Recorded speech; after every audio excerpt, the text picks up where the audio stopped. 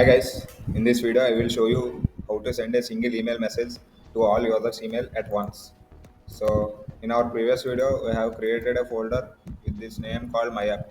Inside the my app we have two folders, client and server. So client folder is responsible for our front end and server folder is responsible for our backend. So for our server the root file is server.js and inside, so here as you can see all this code written here is explained in our previous video. So if you want to watch you can watch it.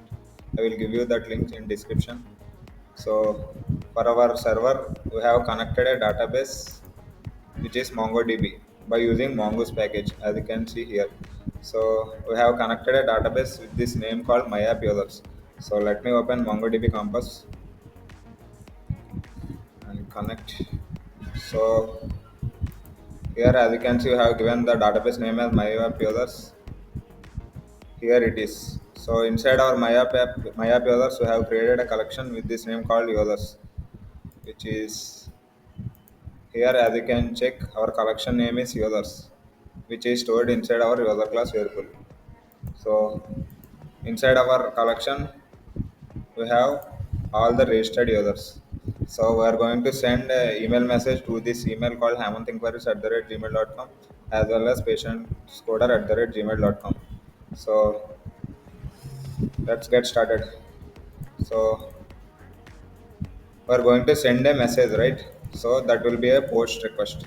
So here I'm going to create a post method with root name send email.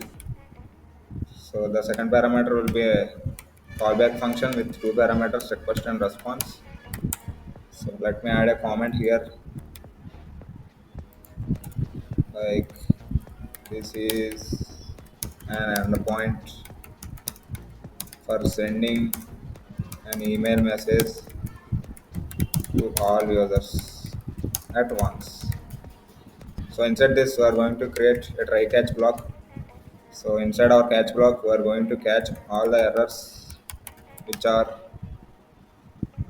coming from this try block. So whatever errors will come from this try block we are going to catch that inside our catch block. So let's console that error as well as return a response with status code 500, which means internal server error. So let's add a message like internal server error. So inside our try block, we are going to write all our logic. So first we have to capture all the users which are stored in our database, right? So to get all the users, we have a function called dot find. By using that function, we can able to get all the users stored in our database. So these documents are inside our users collection, right? So as you can see here, the collection name is users. Inside that, we are having all the users data. So this users collection is created inside our user model.js and we are storing that inside our user class variable. So this user class variable is already imported in our server.js file as you can see here. So this user class variable is referencing this collection called users. So here we have to use that here. So I'm going to create a variable like users. So inside this I'm going to use that user class which is our model, and inside this we have a function called find, and then here it will be an empty because we are going to get all the users, not based on specific field. We are going to get all users. So for that we have to use this find function. So now if I console that, you can able to know what I'm talking. So let's run our server folder from command prompt. So our server folder is inside our myapp folder. So first we have to head over to this myapp folder. Let's go to that and then let's go to server and then I'm going to use nodemon and our root file is server.js. So we have to write server.js here. So now our server is running. We can able to send a request to this endpoint with send email. So I'm going to use Postman to test our server. So I have already explained about this Postman in our previous video. I will give you that link as well in the description. Please check out if you have time. So inside this I'm going to create a collection with name send email. So inside this send email collection, I'm going to add a request. So here we have to specify the root, which is HTTP, and then localhost address, which is 127.0.0.1, and then our server port number, which is this 4010. We have to give 4010 here, and then our root name, which is this send email. Here we have to send email. So let's return a response inside our try block. Return response.json status code 200, which means okay. .json, and then I'm going to send a message like email sent successfully. Now let's send a request to this API endpoint. So if you're able to see this message, that means we don't have any error inside our try block. So let's send. As you can see, we are getting an error here. Okay, this should be post method, not get. As you can see here, we have user post method. So now let's send it again so that we will receive a response. As you can see, we are getting the response as email sent successfully. So if I open the console,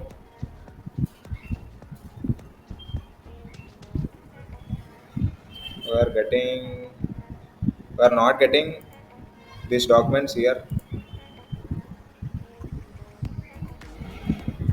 Promise undefined. Okay, guys, this function will return a promise, so we have to await that. So await. Since we are using await, we have to make this function asynchronous. So now let me clear the screen, and then run again.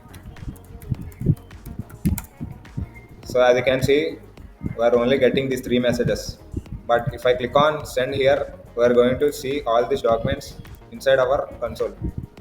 So now let's send a request to this root. If I click on send and open my console, as you can see, we are getting these two documents which are coming from our MongoDB compass. So this users variable is referencing our array of objects, which is this. So I have to loop through this and get this email property. Since we are going to send a message to our user's email, we have to capture this email which is inside our array. So this array is stored inside our user's variable. So we are going to loop through this array. So let me remove this console. So let's loop through this users dot, and I'm going to use map function. If you are familiar with JavaScript, I think you guys know about map function. So inside this, it will accept a callback function. So I'm going to add a parameter like user. So this user parameter. So for the first iteration, this user parameter will references this first document, and for the second iteration, this user parameter will reference this second document. So now inside this, I'm going to create a variable with name email options. Email options. So let me copy this from here to here. So if you watch my previous videos, you can able to know what this is. So let me paste it here. Let me write this as mail options. Let's give some space. So inside this, I'm going to change the subject to like offer alert. So user will receive a message with this subject. So inside this, we are going to. So here we have to replace this with user dot username. As you can see here, we are storing the username inside this username property. So this whole document will referenced by this user parameter. So I have to give user dot username, and then inside here I'm going to send a message like I hope you are doing good. We have an offer for you. Please check out our app to know more about it. So this message will be sent to all our users email. So so this content is inside our mail options variable, right? So I have to return that. So I'm going to return that inside the transporter with function send mail, and then inside we have to pass our mail options variable. So this other dot map function will return a array. So let me console that. So let's store this map function inside a variable like all others email. All others email. After that, so let me console that variable. I want to show you what this all others email is storing. Now let's send a request to the send email route from Postman. So if I click on send here, and if we are getting an error, internal server error, email is not defined at server.js 119th line. Server.js 119th line. Email. Okay guys, we have to give user.email here because our document, our every document is referencing by this user variable. So inside that we have a property called email. So here we have to give user.email. So now let's send a request again. I think we will not get any error now. As you can see, we are getting a successful message. So if I open my command prompt, as you can see, we are getting an array with two promise objects. So we are receiving two promise objects because we have two documents inside our MongoDB database. So these two promise objects are inside an array because this map function will return an array, right? And we are storing that inside our all others email, and here we are consoling that all others email variable. So this all others email value is this. So these are promise. So I have to await this promises. So below this, I'm going to use promise class. So inside this promise class, we have a function called all that will take an iterable array with promise objects. So those are this. So this is this is stored inside our all others email, right? So I have to give that inside our promise.all function, all others email. So we have to await this. Let's use await, and then after that we have to console that all others email again. So now let's send a request again. So if I click on this send, just wait, it will take some time. So now if I see my command prompt, as you can see, this is coming from this line. After that, we are awaiting it because in order to send a single message to all others, it will take some time. That's why we are awaiting that. So once this is completed, the control will given to this 132 line. So inside the 132 line, we are consoling the all others email variable again. So at this point, the all others email is returning this message. So now this message, I hope you are doing good. This message will successfully send to these two emails. Let me open my Gmail. So as you can see, I'm currently logged in to this email hamantenquiries@gmail.com. As you can see, we are getting this message with this subject offer alert, which is coming from this subject. We have given our subject offer alert, that's why we are receiving this here. So if I open it,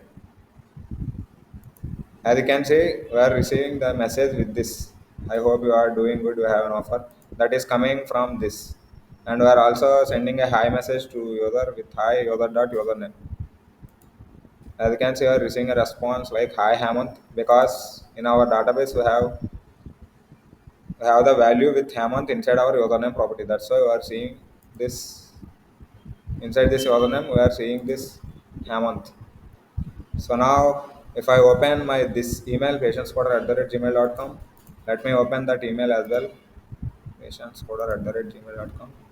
So here again, we are receiving the message with this subject offer alert. So inside this, if I open the message, we are getting high patience because in our database, the value of the username is patience. That's why for this username, we are getting this patience for this email, as you can see, as well as the body, which is I hope you are doing good to have an offer that is coming from this. So I think you have understood this, guys. So if you don't understand, please comment down so that I will try to explain it again. So that's it for this video, guys. So please check my previous videos in order to understand this in detail. And thanks for watching, guys. I will see you in the next video.